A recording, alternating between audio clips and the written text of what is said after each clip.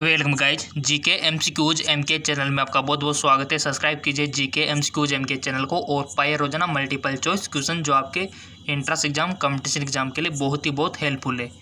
So guys finally आज के इस वीडियो में हम डिस्कस करने वाले हैं शेप ऑफ मोलिकुलर कंपाउंड, यानी कि आपके जो मोलिकुलर होते हैं उनकी यौगिक जो होते हैं, ठीक है, कंपाउंड जिनको आप इंग्लिश में बोलते हो, उनकी शेप यानी कि आकृतियाँ, ठीक है।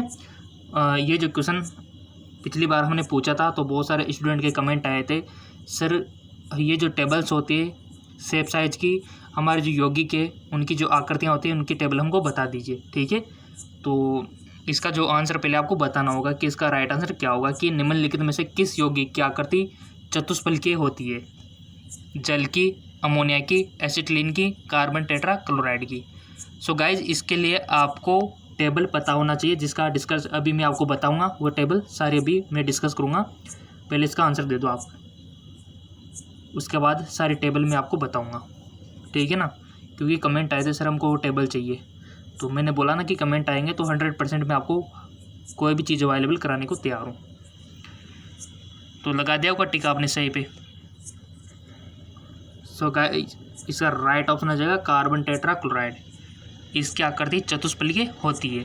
सो इसी प्रकार आपको जल की पता होना चाहिए, अमोनिया की पता होनी चाहिए, एसिटिलीन की पता होनी चाहिए, क्योंकि एंट्रेंस एग्जाम में तो कहीं से भी पूछा जा सकता है ना, कोई भी। सो आज आपकी सारी प्रॉब्लम सोल्व हो जाएगी। अगर चैनल को सब्सक्राइब नहीं किया तो प्लीज़ सब्सक्राइब कर लीजिए। सो किस प्रकार से होगी चतुष्फलकीय, तो आपको वो टेबल पता होना चाहिए। तो चलिए टेबल में आपको दिखा देता हूँ और अच्छे से याद कर लेना, स्क्रीनशॉट ले लेना उसका। तो चलिए उस टेबल को हम देख लेते हैं। सो गाइज फाइनली मैं आपको लेके आ चुका हूँ shape of molecule and molecular ions, ठीक है। ये जो टेबल आप नीचे देख पा रहे होंगे, सब कुछ प्रॉब्लम आपकी सोल्व हो जाएगी, ठीक है ना। तो क्वेश्चन तो 100% बनेगा यहाँ से, ठीक है। शेप तो पूछी जाती है आपकी कंपाउंड की शेप, मॉलिक्यूल्स कंपाउंड जो होते हैं उनकी शेप तो पूछी जाती है। तो यहाँ पर आप देख पा रहे होंगे लुईस स्ट्रक्चर फर्स्ट और सेकंड पे count number of electron domain, इनके बारे में बेसिक डिटेल यहाँ पर ऊपर दी हुई है, ठीक है। कोई भी समझ में नहीं आए तो यहाँ ऊपर रीड कर सकते हो आप। और इसके बाद जो ये टेबल है, ये देखिए ये टेबल अच्छे से दिख रहा है ना।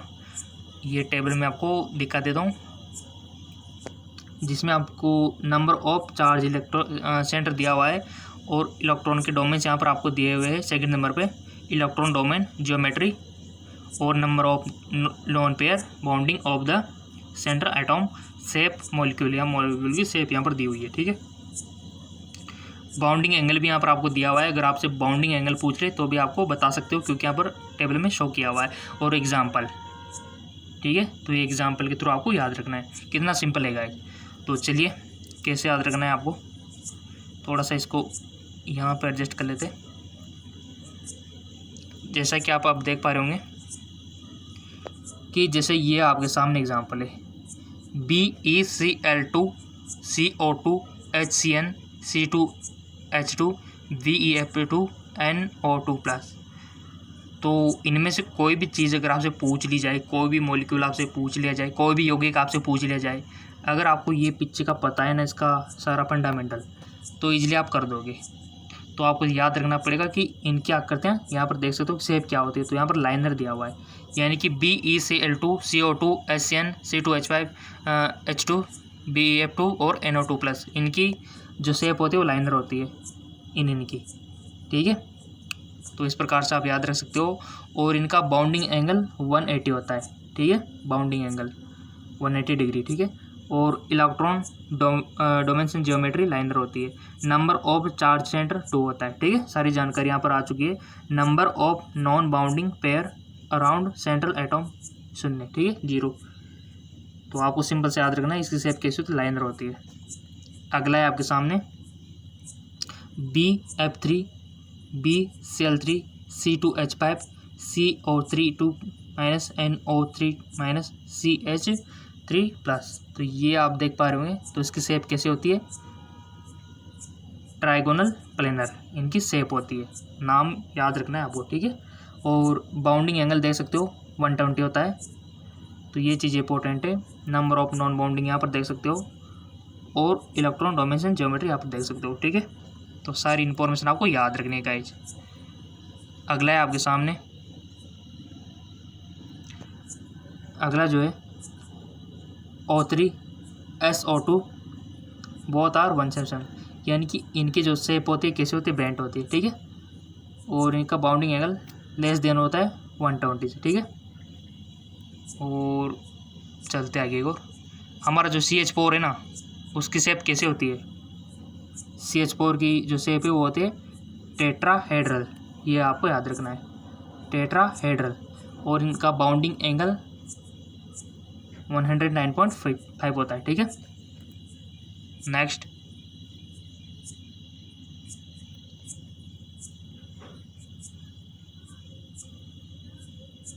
NH3CH3-, ठीक है। तो थोड़ा सा NH3CH3- को थोड़ा सा याद रखना है। और इनकी शेप कैसे होते हैं, ट्राइगोनल पिरामिडल, ठीक है। ये शेप देखो, सारी चीज़ें मैंने आपके सामने रख दी है, ठीक है, ताकि हमारे स्टूडेंट को कोई भी परेशानी नहीं होनी चाहिए, कोई भी प्रॉब्लम नहीं आना चाहिए। कोई भी प्रॉब्लम ना आए कमेंट कर दिया करो, ठीक है। हमारा मकसद इंट्रांस को क्रैक करना है, कंपटीशन एग्ज़ाम को पास करना है, समझना है चीज़ों को, ठीक है ना, ठीक है। तो सो गाइस, ये जो शेप है इतनी हार्ड भी नहीं है, बहुत ईजी है। अगर यहाँ से 2-3 क्वेश्चन बनेंगे भी सही तो कितनी अच्छी बात है, बनेंगे 100% है। तो यहाँ पर आप देख सकते हो NH3CH3 का देख सकते हो, ट्राइगोनल पिरामिडल यहाँ पर दिया हुआ है। और H2 की बात करें कि H2 का शेप कैसा होता है, H2 जो मॉलिक्यूलर कंपाउंड है इसका शेप कैसा होता है, तो इसका बेंट होता है, ठीक है। 104.5 डिग्री इसका बाउंडिंग एंगल होता है। नेक्स्ट PCl4 की बात करें तो यहाँ पर आप देख सकते हो इसका शेप कैसा होता है, ट्राइगोनल बाइपिरामिडल, ठीक है। तो इसका शेप यहाँ पर दिया हुआ है। और इनका बाउंडिंग एंगल भी देख सकते हो, अगर पूछा जाए ना तो आप बता सकते हो 19/120। नेक्स्ट SF4 का जो शेप होता है वो किस प्रकार का होता है, SF4 का उसका होता है टेट्राहेड्रन, ठीक है। टेट्राहेड्रॉन इसका होता है SF4 का। बाउंडिंग एंगल आप देख सकते हो। अब बात करते हैं ClF3 की। तो ClF3 का जो हमारा शेप होता है वो T शेप्ड होता है, ठीक है। Bounding angle less than 19। Next हमारा है XeF2L3-, इनका लाइनर शेप होता है, ठीक है। SF6 का जो होता है वो है एक्टाहेड्रल, ठीक है। नेक्स्ट BrF5 का जो होता है वो है स्क्वायरल पिरामिडल। सबकी शेप यहाँ पर दी हुई है और जो टेबल है ना बहुत इंपॉर्टेंट है। नेक्स्ट है XeF4, इसका स्क्वायर प्लेनर होता है, ठीक है। तो आपके सामने सारी जानकारी मैंने आपके सामने रख दी है, ठीक है। अब इसको लेकर कोई भी दिक्कत हो तो बता सकते हो, ये तो चीज़ें आपको याद रखनी है, कुछ इनके बारे में लिखा हुआ है। और इनका स्क्रीनशॉट ले सकते हो आप, बेशक अवेलेबल है, ठीक है। स्क्रीनशॉट आपके मोबाइल में सिस्टम में स्क्रीनशॉट का तो ले सकते हो बेशक। अगर आपके कमेंट आएंगे तो इसको कम्युनिटी पोस्ट में मैं आपके सेंड कर दूंगा, ठीक है। यूट्यूब में होता है कम्युनिटी पोस्ट, जहाँ पर कोई भी पिक्चर मैं आपको सेंड कर सकता हूँ, ठीक है ना, वो होता है कम्युनिटी पोस्ट, ठीक है ना। तो वहाँ पर सेंड कर दूंगा, अगर आपके कमेंट आएंगे तो ये वहाँ पर आपको मिल जाएगा, ठीक है। डोंट वरी, कोई भी दिक्कत आपको नहीं होनी चाहिए, डिमांड करो जो आपको चाहिए, ठीक है, सब मिलेगा हमारे चैनल पर। तो चलते, ये तो मैंने वो जो क्वेश्चन आया था ना वहाँ पे मल्टीपल चॉइस क्वेश्चन में, तो उसको लेकर कमेंट आए थे सर इसका बताइए नो टेबल, तो इसलिए ये टेबल मैंने आपको अवेलेबल करवा दी है, क्योंकि वो जो मल्टीपल चॉइस क्वेश्चन बना था वो यहीं से बना था, ठीक है। यानी कि किस बंदे में, किस छात्र छात्रा में इस टेबल का कितना ज्ञान है, वो मल्टीपल चॉइस क्वेश्चन वहाँ पर ये आपकी नॉलेज चेक कर रहा था। तो बहुत सारे स्टूडेंट कंफ्यूज हो गए कि आकृति क्या होगी, कैसे होगी, तो सारा ज्ञान इस टेबल में छिपा हुआ है। यानी कि जिसको ये टेबल है वो उस मल्टीपल चॉइस क्वेश्चन को कर सकता है, ठीक है ना। तो ये है गाइस सारा फंडामेंटल। और भी कुछ चाहिए तो बता देना, आपका अपना चैनल है, ठीक है। तो चलिए वापस अपने मल्टीपल चॉइस क्वेश्चन पर आ जाते, ठीक है। चलते आ जाते अपने मल्टीपल चॉइस क्वेश्चन पे। सो गाइस फाइनली हमने इसका पूरा फंडम जो था अंदर की स्ट्रक्चर पूरा फंडामेंटल समझ लिया है कि किसकी आकृति किस प्रकार से होती है, ठीक है। तो ये है इसका चतुष्फलकीय होती है किसकी आकृति, तो कार्बन टेट्रा क्लोराइड की, ठीक है। तो चलते मल्टीपल चॉइस क्वेश्चन स्टार्ट कर लेते हैं अब। सो गाइस चलिए फाइनली हमारे मल्टीपल चॉइस क्वेश्चन स्टार्ट करते, ठीक है। 200 तक हम कर चुके थे, ये नेक्स्ट है हमारा, और उसमें आपका डाउट आ गया तो मैंने क्लियर कर दिया। ऐसे कोई भी डाउट आ जाए तो पूछ लिया करो। हमारा जो क्वेश्चन है, ओजोन परत मुख्यतः कहाँ अवस्थित रहती है? आपको 4 ऑप्शन दिए गए, आयनोस्फीयर, ट्रोपोस्फीयर, स्ट्रेटोस्फीयर, इनमें से कोई नहीं। ओजोन परत कहाँ पर अवस्थित होती है बताना है आपको। आई होप आपने टिक लगा दिया होगा। इसका जो राइट ऑप्शन हो जाएगा हमारा स्ट्रेटोस्फीयर, ठीक है। इस लेयर में होता है ओजोन परत। नेक्स्ट क्वेश्चन है आपका, ग्रीन हाउस गैसों के उत्सर्जन में किस देश का सर्वाधिक योगदान है? अमेरिका, भारत, चीन, जापान, बता दो। सो इसका राइट ऑप्शन हो जाएगा हमारा अमेरिका, ठीक है। अगला क्वेश्चन है, कठोर जल में कैल्शियम और मैग्नीशियम निकालने की प्रक्रिया को क्या कहते हैं? हार्ड वाटर जो होता है ना, उसमें कैल्शियम और मैग्नीशियम बहुत अधिक संख्या में होते हैं, तो उसको निकालने की प्रक्रिया को आप क्या बोलेंगे? जल का मर्दूकरण, फिल्ट्रेशन, अवसादन, इनमें से कोई नहीं। सो गाइस इसका राइट ऑप्शन हो जाएगा आपका फिल्ट्रेशन बोलते हैं उसको, ठीक है। अगला क्वेश्चन है, निम्नलिखित में से किस एक को स्ट्रेंजर गैस भी कहते हैं, यानी कि कहा जाता है? स्ट्रेंजर, ऑर्गन, हीलियम, नियॉन, जिनॉन।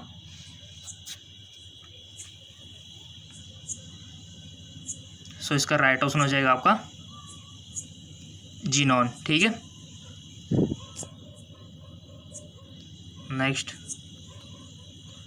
वायु में कौन सी नोबल गैस नहीं होती है? यानी कि आपको पता होना चाहिए कि कौन कौन सी होती है, तब तो आप इजीली कर दोगे। Organ, helium, radon, neon. वायु में कौन सी नोबल गैस नहीं होती है?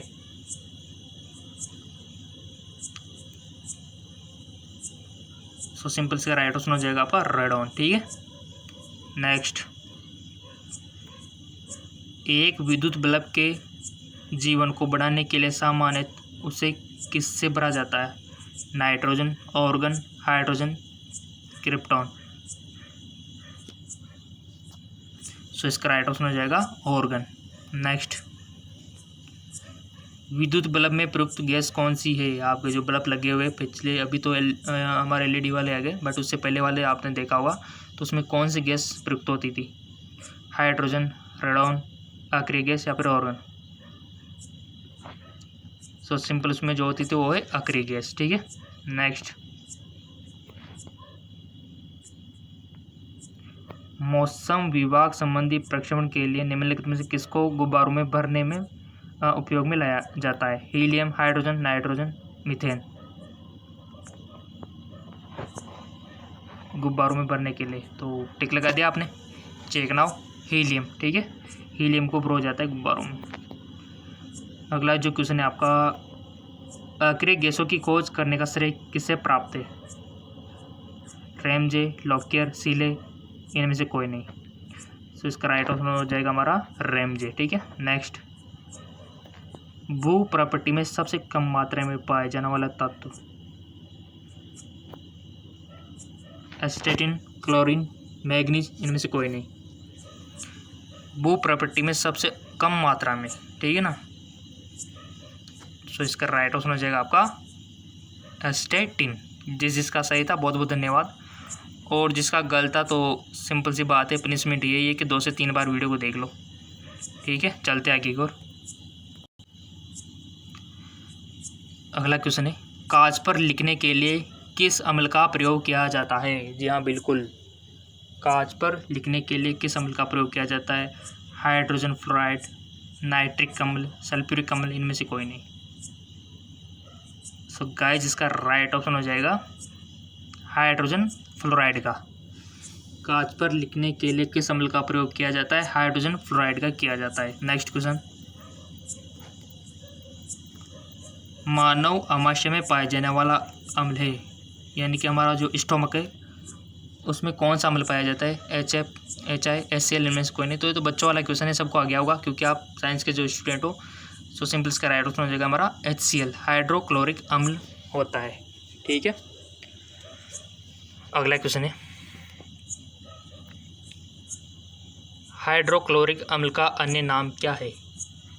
मोरसल अम्ल, म्यूरेटिक अम्ल, ओलियम, इनमें से कोई नहीं। बहुत अच्छा क्वेश्चन। हाइड्रोक्लोरिक अम्ल का अन्य नाम लगा दिया होगा टिक। राइट ऑप्शन इसका म्यूरेटिक अम्ल। ठीक है, म्यूरिएटिक अम्ल याद रख लेना, अगर पता नहीं है तो पूछा जा सकता है। वायुयानों के टायरों में भरने में कौन सी गैस का प्रयोग किया जाता है? Nitrogen, helium, hydrogen, oxygen. Aeroplane जो होती है उसके टायरों में कौन सी उसमें भरा जाता है गैस? टिक लगा दिया। राइट ऑप्शन हीलियम, हीलियम को भरा जाता है। अगला क्वेश्चन है आपके सामने, सामान्यतः निम्न में से किससे भविष्य का ईंधन कहा जाता है? मीथेन, हाइड्रोजन, प्राकृतिक गैस, ये सभी।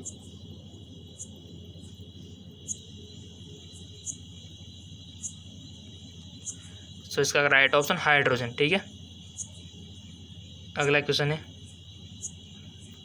सामान्य किस्म का कोयला है? सामान्य किस्म का कोयला कौन सा है? बिटुमिन, पीट, लिग्नाइट, कोयला, बताइए। नॉर्मल किस्म का आपको बताना है। सो गाइस जिसका राइट ऑप्शन हो जाएगा बिटुमिन। खाना पकाने के तेल को किस प्रक्रिया द्वारा वनस्पति घी में परिवर्तित किया जाता है? आसवन, अपचन, हाइड्रोजनीकरण, इनमें से कोई नहीं। सो इसका राइट ऑप्शन हो जाएगा हमारा हाइड्रोजनीकरण। ठीक है, इसमें हाइड्रोजन को ऐड किया जाता है, तभी तो आपसे बोला जाता है कि ये जो वनस्पति घी होता है हेल्थ के लिए बेस्ट नहीं होता है, हेल्थ के लिए बुरा होता है। वनस्पति घी अगर खाना है तो देसी घी खाओ। ठीक है, और देसी घी बहुत ही कम अवेलेबल हो पाता है। ठीक है, तो ज़्यादा घी भी नहीं खाना चाहिए, क्योंकि आपको पता है कि हमारे अंदर क्या है, आर्टरीज है, बहुत सारी वेंस है, तो ये ज़्यादा घी भी क्या होता है अगर आप खाते हो तो इनमें जमा होता जाता है। ठीक है ना, जमा होता जाता है तो क्या होता है, हमारा जो हेड है ना, यहाँ पर आपने देखा होगा, इस पर देखो हमारा जो हद है, इसको भी तो ब्लड सप्लाई चाहिए ना, खून की ज़रूरत होती है, तो इस पर नलियाँ फ्री हुई है बहुत सारी, 2-3 ऐसे करके। तो मान लो इनकी नलियों में अगर कोई भी घी वी का कोई भी फैट जमा हो गया, तो अगर ये ब्लॉकेज हो गई तो सीधा हार्ट अटैक आएगा। ठीक है, तो इसीलिए फैट वाले में ज़्यादा हार्ट अटैक के चांस होते हैं। और एक बार जिसको हार्ट अटैक हो गया तो उसको घी तेल खाने से मना कर दिया जाता है, यही कारण है उसका। ठीक है ना, तो समझ गए होंगे आप। चलते आगे और, बारी जल एक प्रकार का क्या है? मंदक, ईंधन, शीतलक, ऐसक। सो इसका राइट ऑप्शन हो जाएगा हमारा मंदक है जी। ठीक है, बारी जल क्या है? मंदक।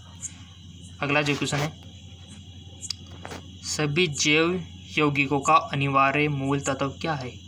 सभी जैव यौगिक का मूल तत्व क्या है जो कंपलसरी है? ऑक्सीजन, कार्बन, नाइट्रोजन, गंधक।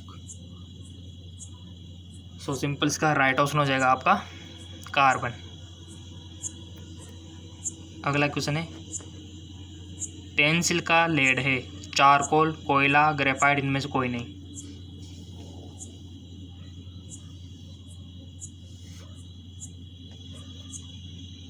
सो इसका राइट ऑप्शन हो जाएगा हमारा ग्रेफाइट। ठीक है, पेंसिल का लेड क्या है? ग्रेफाइट है जी। चलते आगे की ओर। अगला क्वेश्चन है, ऑक्सीजन की खोज किसने की? रदरफोर्ड, डेवी, प्रिस्टले, इनमें से कोई नहीं। ऑक्सीजन की खोज राइट ऑप्शन प्रिस्टले ने की थी ऑक्सीजन की खोज। ठीक है, अगला क्वेश्चन है, निम्न में से किस एक का ईंधन मान अधिकतम होता है? प्राकृतिक गैस, हाइड्रोजन, चारकोल, इनमें से कोई नहीं। इनमें से किस एक का ईंधन मान अधिकतम होता है? बहुत अच्छा। सो इसका राइट ऑप्शन हो जाएगा आपका हाइड्रोजन। ठीक है, नेक्स्ट,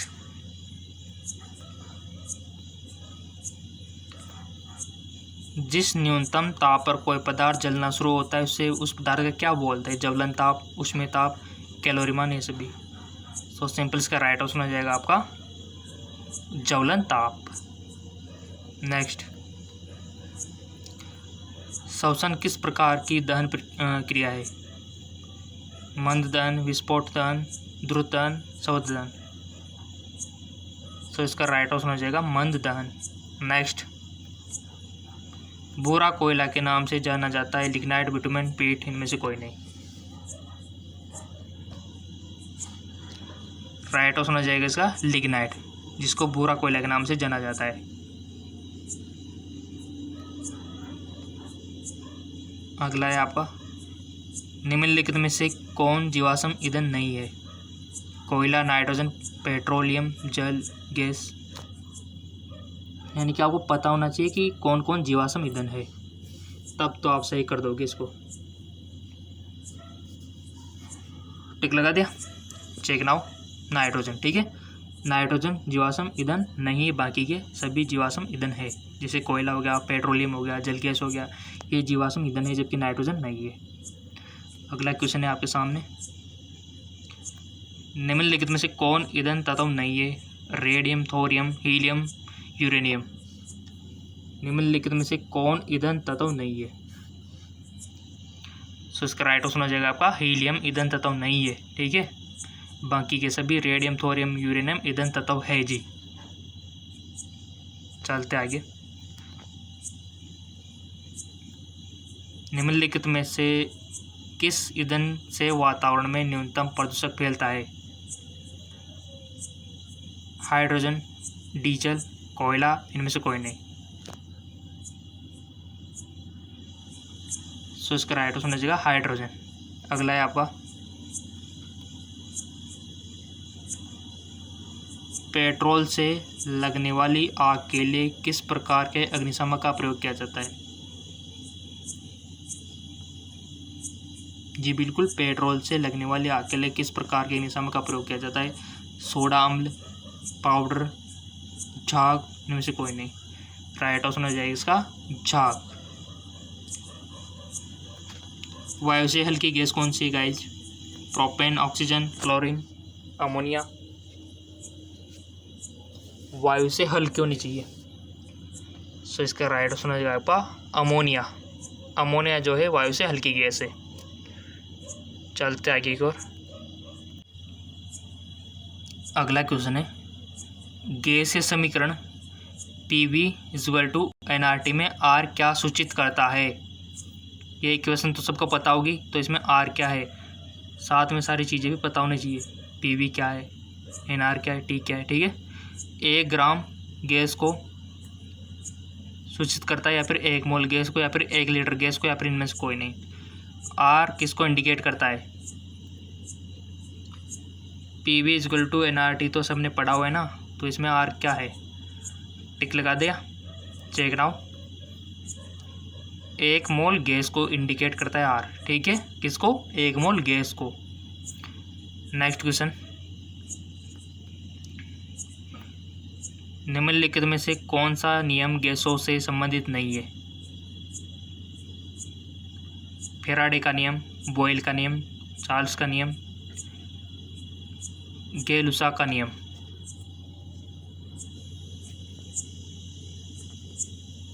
इसका जो राइट ऑप्शन हो जाएगा फेराडे का नियम। अगला आपका, एडजस्ट नाउ एंड, भिन्न भिन्न नियम ताप पर गैसों के आयतन, दाब, आचरण को दर्शाने के लिए आर्य चक्र रेखा क्या कहलाती है?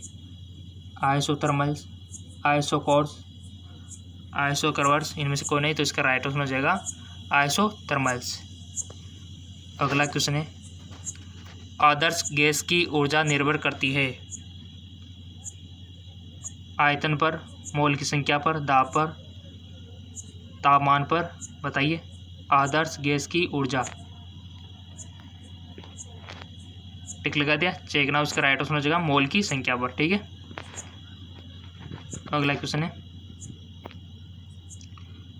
तापमान एवं दबाव की समान स्थितियों के अंतर्गत सभी गैसों के समान आयतन में अणुओं की संख्या समान होती है, यह नियम क्या कहलाता है? बॉयल का नियम, चार्ल्स का नियम, अवगाद्रो नियम, इनमें से कोई नहीं। सो इसका राइट ऑप्शन हो जाएगा अवोगाद्रो नियम। अगला है, उत्प्रेरक की खोज किसने की? Rutherford, Lewis, Berzelius, काउसले।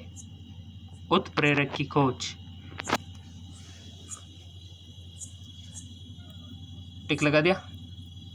Right option Berzelius. तत्वों का सबसे पहला वर्गीकरण किसने किया था? मेयर ने, मेंडलीव ने, डोबेसनर ने, या फिर इनमें से कोई नहीं। सो इसका राइट ऑप्शन हो जाएगा गाइज डोबरेनर ने। ठीक है, अगला क्वेश्चन है आपका, तत्वों के वर्गीकरण से संबंधित त्रिक के नियम का प्रतिपादन किसने किया था? Mendeleev, Dobereiner, Rutherford, Newlands. Tick लगा दिया। राइट ऑप्शन हो जाएगा इसका डोबेरेनर। अगला क्वेश्चन है, तत्वों के वर्गीकरण से संबंधित अष्टक नियम का प्रतिपादन किसने किया? Meyer, Newlands, Mendeleev, Dobereiner. So इसका राइट ऑप्शन हो जाएगा आपका न्यूलैंड्स ने। ठीक है, अगला क्वेश्चन है, किस वैज्ञानिक ने सर्वप्रथम आवर्त सारणी का निर्माण किया? बहुत अच्छा क्वेश्चन। रदरफोर्ड, लुईस, मेंडलीव, इनमें से कोई नहीं। कौन से साइंटिस्ट है जिन्होंने सबसे पहले आवर्त सारणी का निर्माण किया? राइट ऑप्शन हो जाएगा इसका मेंडलीव ने। ठीक है, चलते आगे एक और। अगला क्वेश्चन है, चाकू से काटी जा सकने वाली धातु है? बच्चों वाला क्वेश्चन है तो सबको आना चाहिए। लोहा, सीसा, सोडियम, तांबा। सिंपल सी बात है, इसका राइट ऑप्शन सोडियम। ठीक है, अगला है आपके सामने, साधारण नमक है? Sodium carbonate, sodium chloride, sodium hydroxide, इनमें से कोई नहीं। सिंपल सी बात है, सोडियम क्लोराइड। ठीक है, इजी क्वेश्चन भी आते हैं देखो और हार्ड भी आते हैं, तो हम सारी प्रैक्टिस कर रहे हैं हार्ड की और इजी की। डबल रोटी बनाने में प्रयुक्त किए जाने वाला बेकिंग सोडा क्या होता है? Sodium chloride, sodium sulphate, sodium bicarbonate, इनमें से कोई नहीं।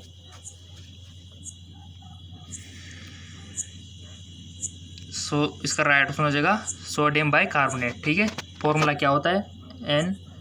NaHCO3, ये होता है बेकिंग सोडे का फॉर्मूला। ठीक है, NaCO3, सोडियम बाइकार्बोनेट, पता होना चाहिए गाइस ये वाला। अगला क्वेश्चन है, निम्न लवणों में से सागरीय जल की लवणता में किसका अधिकतम योगदान है? Sodium chloride, sodium sulphate, calcium chloride, या फिर सोडियम बाइकार्बोनेट। सो इसका राइट ऑप्शन हो जाएगा आपका कैल्शियम क्लोराइड। ठीक है, अगला क्वेश्चन है, फोटोग्राफी में स्थलीकर के रूप में प्रयुक्त होने वाला रसायन है? Sodium sulphate, sodium thiosulphate, calcium chloride, इनमें से कोई नहीं। सो इसका राइट ऑप्शन हो जाएगा आपका सोडियम थायोसल्फेट। अगला है, कौन सी धातु अपने ही ऑक्साइड में रक्षित होता है? एल्यूमिनियम, चांदी, सोना, लोहा। कौन सी ऐसी धातु है जो अपने ही ऑक्साइड से रक्षित होती है? सो सिंपल इसका राइट ऑप्शन हो जाएगा एल्यूमिनियम, ये अपने ही ऑक्साइड से रक्षित रहती है। अगला है, रॉकेट को चलाने में प्रयुक्त ईंधन कहलाती है?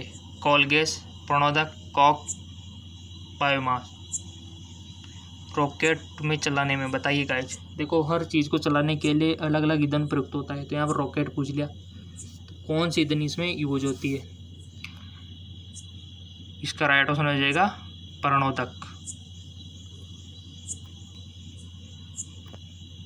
निम्न में से कौन सा ईंधन न्यूनतम पर्यावरणीय प्रदूषक उत्पन्न करता है? कोयला, केरोसिन, हाइड्रोजन, डीजल।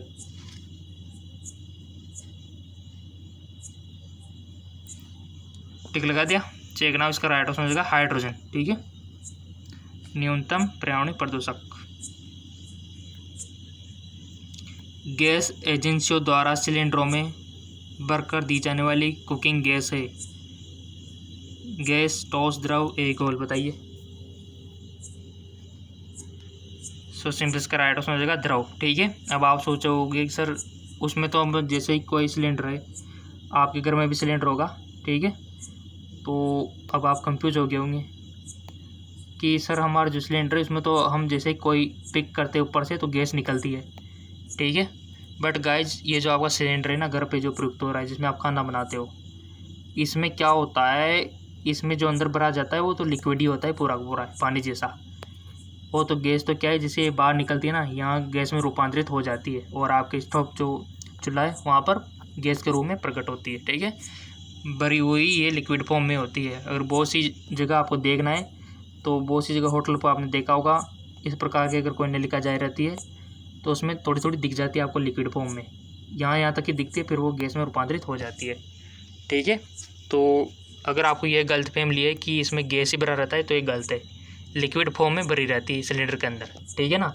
तो आज से सभी को बोल देना कि लिक्विड फॉर्म में भरी होती है सिलेंडर में अंदर गैस, बाहर निकलने के बाद एक गैस में चेंज हो जाती है, ठीक है। अगला क्वेश्चन है, दांतों की प्रकृति कैसी होती है? दांतों की प्रकृति उदासीन, विद्युत ऋणात्मक, विद्युत धनात्मक, इनमें से कोई नहीं। सो सिंपल इसका राइट ऑप्शन हो जाएगा आपका विद्युत धनात्मक, ठीक है। चलता है आगे को। अगला क्वेश्चन है, इनमें से कौन टॉस नहीं है? पोटेशियम, पारद, सोडियम, ये सभी। यानी कि आपको पता होना चाहिए कि इनमें से कौन टॉस है, तब तो काम बन जाएगा। सो सिंपल इसका राइट ऑप्शन हो जाएगा पारद, यानी कि पारा, जो कि एक द्रव है, ठीक है। बाकी के सब टॉस है, तो हमारा राइट ऑप्शन हो जाएगा पारद, ठीक है। एल्यूमिनियम का प्रमुख अवयव कौन सा है? Lignite, bauxite, dolomite, copper. Tick लगा दिया, चेक नाउ। इसका राइट ऑप्शन हो जाएगा बॉक्साइट। निम्नलिखित में कौन सी मिश्र धातु नहीं है? पित्तल, स्टील, तांबा, इनमें से कोई नहीं। Choose your one option. इसका राइट ऑप्शन हो जाएगा तांबा, एक मिश्र धातु नहीं है। निम्न धातु में से सर्वाधिक हीन चालक कौन है? सोना, सिल्वर, सीसा, लोहा।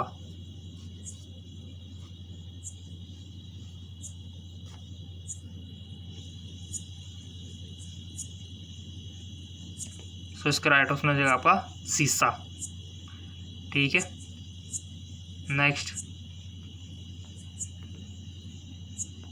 निम्न में सबसे भारी धातु है? चांदी, तांबा, एल्यूमिनियम, यूरेनियम।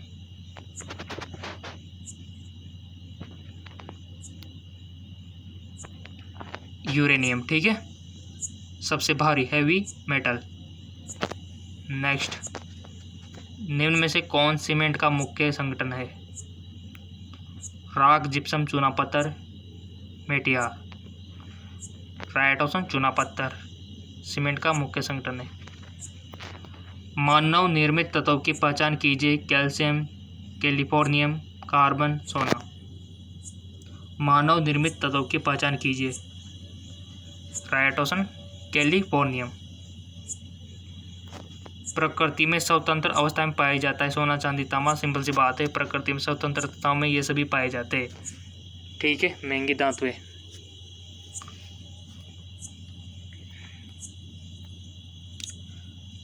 निम्न में किस धातु का गलनांक इतना कम है कि वह हाथ से ही पिघल जाती है? गैलियम, सोडियम, पोटेशियम, इनमें से कोई नहीं। सो इसका राइट ऑप्शन हो जाएगा आपका गैलियम, ठीक है। नेक्स्ट, सोडियम बाइकार्बोनेट का वाणिज्य नाम बताना है आपको गाइस, ये अक्सर क्वेश्चन बनता है। सोडियम बाइकार्बोनेट का वाणिज्य नाम? Washing soda, soda S, baking soda, इनमें से कोई नहीं। तो सिंपल सी बात है, जिसको पता है बहुत बहुत नहीं, वो बेकिंग सोडा। जिसका केमिकल नेम क्या होता है गाइस?